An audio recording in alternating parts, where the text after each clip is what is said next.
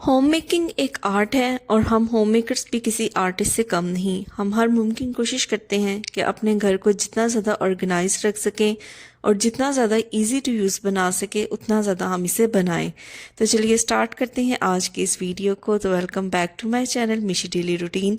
आज की वीडियो में भी बहुत ही ऑर्गेनाइजिंग टिप्स मैं आपके लिए लेके आई हूँ जो आपके लिए बहुत ज़्यादा बेनिफिशियल होंगे। तो यहाँ पे मैं सबसे पहले इन रील्स की बात करती हूँ। तो देखें, हर घर में रील्स यूज़ होती हैं और इस तरह की जो नीडल्स होती हैं उनका हम यूज़ करते हैं। अक्सर औकात हम क्या करते हैं कि जब भी हमारे पास किसी बिस्किट का डब्बा या किसी मिठाई का डब्बा ख़त्म होता है तो हम उसके अंदर इन रील्स को ऐड करते हैं। लेकिन मैं सजेस्ट करूंगी कि आप उनके अंदर बिल्कुल भी ये रील्स ना डाला करें, क्योंकि छोटे बच्चे जो होते हैं वो अक्सर खाने पीने वाले जो डिब्बे होते हैं उनकी तरफ अट्रैक्ट होते हैं। तो अक्सर औकात वो इनको खोल लेते हैं तो अंदर नीडल्स वगैरह होती हैं। तो मैंने यहाँ पे प्रेफर किया है इस तरह का ना, मेरे पास एक बॉक्स था, ये टाई का बॉक्स था और ये मेटल का बना हुआ है। तो मैं इसी को यूज़ करूँगी अपनी जितनी भी रील्स हैं उनको ऑर्गेनाइज करने के लिए। तो इस तरीके से सारे रील्स को आप एक ही जगह पे समेट के रख सकते हैं। तो मेन मेरा जो मकसद था इस टिप को बताने का वो यही था कि आप जो मिठाई के बॉक्सेस या किसी बिस्किट के बॉक्सेस होते हैं उनकी बजाय आप कोई और बॉक्सेस यूज़ किया करें, ताकि जो छोटे बच्चे हैं ना वो उन बॉक्सेस की तरफ अट्रैक्ट ना हो। तो इस तरह ये एक जगह सिमटी रहेंगी और जब भी आपको ज़रूरत होगी तो आप एक जगह से इनको निकालेंगे और इसे यूज़ करके दोबारा उस कैबिनेट में रख देंगे। घर में छोटी मोटी स्टिचिंग का काम तो हम करते ही रहते हैं और अक्सर ऐसे होता है कि जो एजेड लोग होते हैं या जिनकी नज़र थोड़ी वीक होती है, या आपने देखा होगा कि आम रूटीन में सुई में धागा डालना ही अक्सर औकात बहुत ज़्यादा ना मुश्किल हो जाता है। तो यहाँ पे मैं छोटा सा टिप आपको बताऊंगी जिससे आप अपना बहुत टाइम सेव कर सकते हैं कि किस तरीके से सुई के अंदर आप धागा डालें बिना टाइम वेस्ट किए, और ये बहुत ही ज़्यादा ना बेनिफिशियल होगा। तो इसके लिए देखिए, घर में ही मौजूद हम लेंगे टूथब्रश। तो कोई सा भी पुराना आप टूथब्रश ले लें, तो उसी का मैं यूज़ करूँगी। सिंपल है, बहुत ही आसान तरीका। आपने क्या करना है, थ्रेड को ना इस तरीके से आपने टूथब्रश के जो ब्रिसल्स होते हैं उनके ऊपर आपने फैला देना है। उसके बाद जो नीडल का होल होता है ना, वो आपने जो ब्रिसल्स हैं ब्रश के उसके अंदर से पास करना है जिसके ऊपर धागा पड़ा होगा। तो ये देखें, विद इन नो टाइम आप क्या करेंगे, तो ये देखें विद इन नो टाइम जो धागा है ना वो नीडल के अंदर पड़ जाएगा, इसके सुराख के अंदर। तो ये बहुत ही ग्रेट आइडिया है, बहुत ही बेनिफिशियल है, बहुत ही टाइम सेविंग है। आप इसको यूज़ कर सकते हैं बिना टाइम वेस्ट किए। इजीली आपका जो धागा है ना वो सुई के अंदर डल जाएगा। थ्रेड और नीडल को यूज़ करने के बाद इसको समेट के रखना और भी बड़ा टास्क लगता है। हम ऑर्गेनाइज़र के अंदर इनको रख तो लेते हैं, लेकिन अगर हमने रील्स को बजाते खुद ऑर्गेनाइज नहीं किया या समेट के नहीं रखा तो सारी जो रील्स हैं उनके जो धागे हैं वो आपस में उलझना स्टार्ट हो जाएंगे।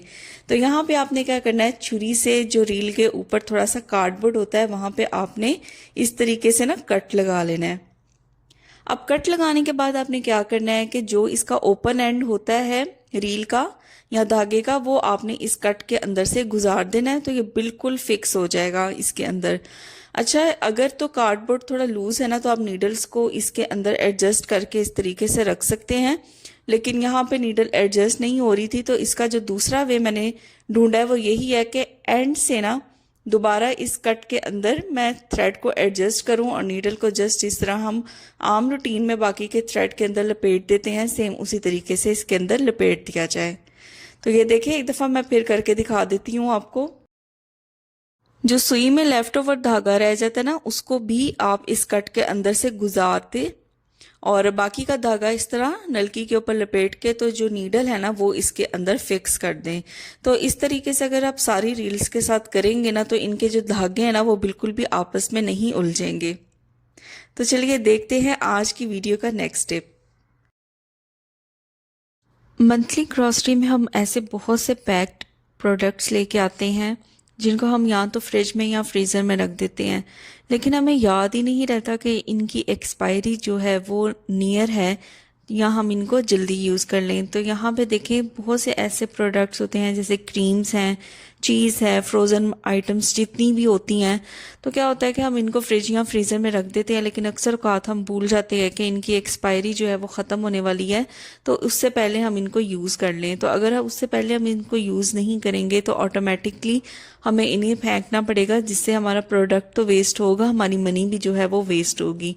दूसरा, आपने देखा होगा कि इन प्रोडक्ट्स के ऊपर अक्सर जो एक्सपायरी लिखी होती है ना, वो तो बिल्कुल भी आम आंख से पढ़ी नहीं जाती। बहुत ज़्यादा गौर करने के बाद आपको पता चलता है कि ये इसकी एक्सपायरी डेट है।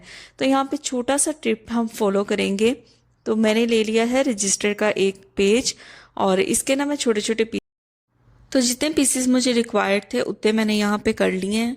अब मैं क्या करूँगी, प्रोडक्ट्स की जो एक्सपायरी है ना, सेम वही एक्सपायरी मैं इन पेजेस के ऊपर लिख लूँगी। तो एक दफ़ा गौर से मैं देख लूँगी कि किस प्रोडक्ट की कौन सी एक्सपायरी है, और सेम वही एक्सपायरी मैं पेपर के ऊपर लिख लूँगी।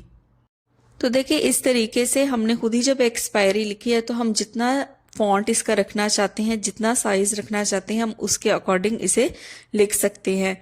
अब प्रोडक्ट के बिल्कुल जो फ्रंट वाली साइड होगी, वहां पे मैंने इसको पेस्ट करना है, और पेस्ट करने के लिए यहाँ मैं टेप का यूज़ करूँगी, क्योंकि अक्सर जो फ्रोज़न आइटम्स होती हैं, जब हम उनको फ्रिज के अंदर रखते हैं तो जो पेपर है वो अच्छे से स्टिक तो ज़ाहिर है नहीं करेगा, और जो डबल साइडेड टेप है वो भी मैंने अप्लाई करके देखी थी, तो वो भी स्टिक नहीं की। तो इस तरीके से स्कॉच टेप अप्लाई कर दूंगी, जिससे जो एक तो एक्सपायरी है वो भी विजिबल रहेगी, और जो पेपर है वो भी फ्रीज़र में रखने के बाद या फ्रिज में रखने के बाद बिल्कुल भी ख़राब नहीं होगा। तो यहाँ पे देखिए, मैंने आपको सैंपल के तौर पे 3 प्रोडक्ट्स की जो एक्सपायरी है उनको इस तरीके से लिख के दिखाया है। आप जितने प्रोडक्ट्स की लिखना चाहें इस तरीके से लिख सकते हैं। उसके बाद आप इन्हें फ्रिज में रखें, फ्रीज़र में रखें, या अगर कोई कैबिनेट में रखने वाला प्रोडक्ट है, तो जब भी आप ये चीज़ें ओपन करेंगे, चाहे फ्रिज है या कोई भी कैबिन है, तो प्रोडक्ट्स की एक्सपायरी आपको बड़ी हुई लिखी हुई नज़र आएगी, बड़े फॉन्ट में। तो जिससे आपको माइंड में ये रहेगा कि ये प्रोडक्ट नियर एक्सपायरी है, तो मैंने इसको जल्दी से यूज़ करना है किसी ना किसी रेसिपी में। मार्केट से मैं जब भी इस तरीके से फ्रूट्स लेके आती हूँ, तो मैं इनको डायरेक्टली फ्रिज के अंदर नहीं रखती। यहाँ पे मैं एक छोटा सा टिप फॉलो करती हूँ, और मैं चाहती हूँ कि मैं आपके साथ भी ये टिप जो है वो शेयर करूँ, ताकि आपके लिए भी ये बहुत ज़्यादा बेनिफिशियल हो। तो देखिए, यहाँ पे मैं एप्पल्स लेके आई थी मार्केट से, लेकिन इनको मैंने डायरेक्टली फ्रिज के अंदर नहीं रखा। सबसे पहले इनके ऊपर ये जो स्टिकर लगे हुए हैं ना, इनको मैं रिमूव कर दूंगी। देखिए, मार्केट से चाहे हम वेजिटेबल्स लेके आएँ, चाहे हम फ्रूट्स लेके आएँ, हमें पता है कि उनके ऊपर कोई ना कोई स्प्रे, केमिकल स्प्रे उन्होंने किया होता है, जिसकी वजह से हमें इन्हें बड़े अच्छे तरीके से क्लीन करके फिर ही अपने फ्रिज के अंदर रखना चाहिए। तो देखिए, सबसे पहले जो स्टिकर्स थे उनको मैंने अच्छे तरीके से रिमूव कर दिया है। अब यहाँ पे ना मैंने एक बाउल ले लिया है, और जो सिंपल टैप वाटर है ना, वो फिल कर दूंगी इसके अंदर। साथ ही यहाँ पे 2 टीस्पून के करीब मैंने नमक के ऐड कर दिए हैं।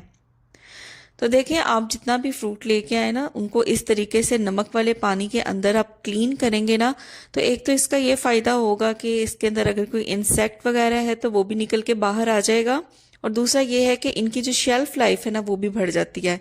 तो यहाँ पे 10 से 15 मिनट के लिए मैं इनको ना ऐसे ही पानी के अंदर छोड़ दूंगी, और एक दफ़ा मैं इनकी जो साइड है ना वो भी चेंज कर लूँगी, क्योंकि जो मेरा बाउल है ना वो छोटा है, और अच्छे तरीके से जो एप्पल्स हैं वो पूरी तरह से इसके अंदर डिप नहीं हुए। तो मैं इसकी साइड चेंज कर दूंगी हाफ टाइम के बाद। तो यहाँ पे देखिए, 15 मिनट हो गए थे इनको छोड़े हुए। अब मैं इनको पानी के अंदर से ना रिमूव कर दूंगी, और रिमूव करने के बाद मैं यहाँ पे इसके बास्केट के अंदर रख दूंगी, ताकि जितना भी पानी है ना वो इसके अंदर से ड्रेन हो जाए, और जो एप्पल्स हैं वो अच्छे तरीके से ड्राई हो जाएं। तो एप्पल्स यहाँ पे अच्छे तरीके से ड्राई हो गए थे, और अब मैं इनको फ्रिज के अंदर रखूंगी। लेकिन फ्रिज के अंदर भी मैं इनको बड़े ही ज़बरदस्त तरीके से रखती हूँ, तो वो भी मैं आपके साथ शेयर करती हूँ। देखिए, हमारे घर में इस तरीके के जो पेपर के बैग्स होते हैं वो आते ही रहते हैं। जब भी हम कोई फूड ऑर्डर करते हैं या पार्सल मंगवाते हैं, तो इस तरह के पेपर बैग्स हमारे घर में आते हैं। तो सिंपल मैं क्या करूँगी, इस पेपर बैग का यूज़ करके मैं फ्रूट्स और वेजिटेबल्स को अक्सर स्टोर करती। तो सबसे पहले जो हैंडल्स थे ना, वो दोनों मैंने कट कर लिए हैं, और कट करने के बाद आप ये देखें, ये बहुत ही ज़बरदस्त था। एक ऑर्गेनाइज़र बन के तैयार होगा, जिसके अंदर आप अपने फ्रूट्स और वेजिटेबल्स को स्टोर कर सकते हैं। तो सबसे पहले इसकी जो ये चारों कॉर्नर्स है ना, इनको मैं डीपली कट लगा लूँगी चारों साइड से। तो आपके घर में जितने भी फ्रूट्स और वेजिटेबल्स आते हैं उनकी क्वांटिटी के अकॉर्डिंग आप इसके साइज़ को एडजस्ट कर सकते हैं। तो जितना डीप आप कट लगाएंगे उतना ये छोटा ऑर्गेनाइज़र बनेगा, और जितना आप ऊपर थोड़ा सा कट लगाएंगे उतना ही ये बड़ा ऑर्गेनाइज़र बनेगा।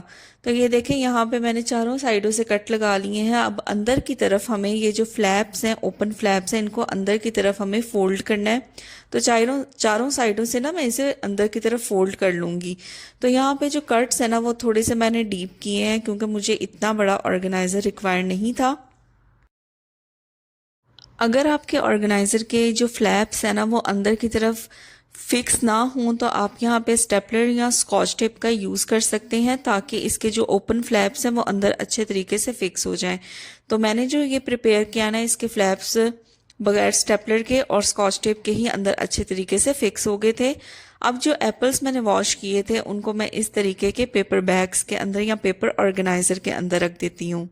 अब इसको आप फ्रिज में रखें तो ये बहुत ही ज़बरदस्त ऑर्गेनाइज़र बन जाएगा। आपका जो फ्रिज है वो भी क्लटर फ्री रहेगा, और आपके जो फ्रूट्स एंड वेजिटेबल्स हैं वो भी लॉन्ग टर्म के लिए सेव हो जाएंगे।